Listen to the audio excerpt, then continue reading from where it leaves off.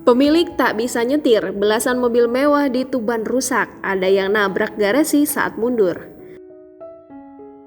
Setelah viral karena ramai-ramai beli mobil, kini beberapa mobil mewah di kampung miliarder Desa Sumur Geneng, Kecamatan Jenu, Kabupaten Tuban, Jawa Timur dikabarkan rusak karena kecelakaan. Rusaknya belasan mobil tersebut karena sang pemilik belum bisa menyetir. Diketahui mobil baru itu dibeli secara beramai-ramai oleh warga setelah mendapat pencairan penjualan tanah ke Pertamina. Belasan mobil yang kebanyakan bermerek Toyota itu pun kini masih diperbaiki oleh dealer penjualan resmi. Branch Manager Auto 2000 Tuban, Ari Surjono mengatakan hingga kini sudah ada 15 mobil warga Desa Sumur Geneng yang mengalami kecelakaan. Namun kecelakaan itu tidak terjadi di jalan raya, melainkan di lingkungan jalan desa setempat, seperti saat mundur menabrak garasi.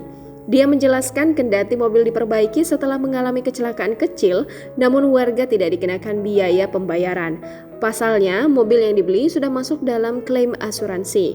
Kisah para miliarder baru ini terkuak usai video viral belasan mobil baru yang diangkut menggunakan truk throwing tiba di desa setempat.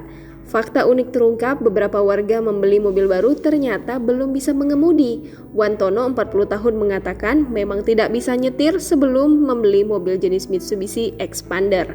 Sehari-hari ia hanya mengendarai traktor untuk ke sawah.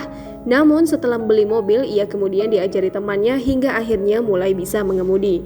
Sambil meminum air di gelas, bapak satu anak itu berdalih tak butuh waktu lama untuk belajar mengemudi mobil. Diakuinya masih sulit mengendarai traktor yang digunakan sehari-hari untuk membajak sawah.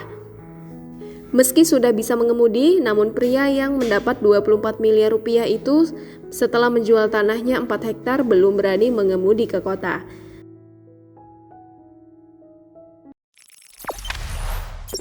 Jangan lupa subscribe, share, komen, dan like ya!